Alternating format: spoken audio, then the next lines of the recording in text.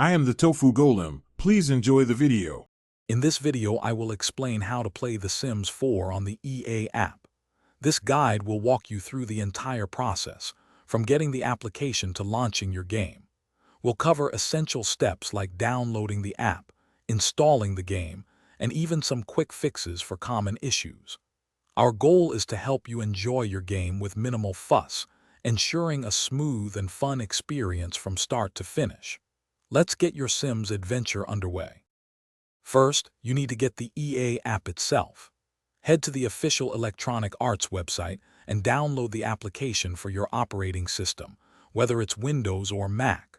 Once downloaded, run the installer and follow the on-screen instructions. You'll then either create a new EA account or log in with your existing credentials. Remember to check that your computer meets the game's minimum system requirements for optimal performance. With the EA app installed and you logged in, it's time to get The Sims 4. Use the search bar within the app to find The Sims 4. On the game's page, click the prominent Download button. The app will guide you through selecting an installation location and language preferences.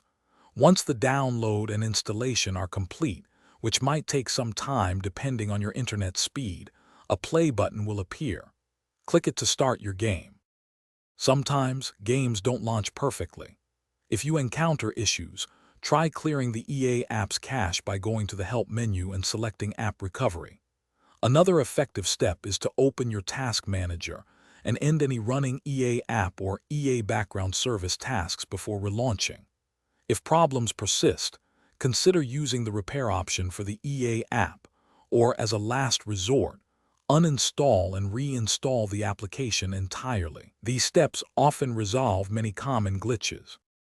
Thanks for watching. Consider subscribing if we helped you today.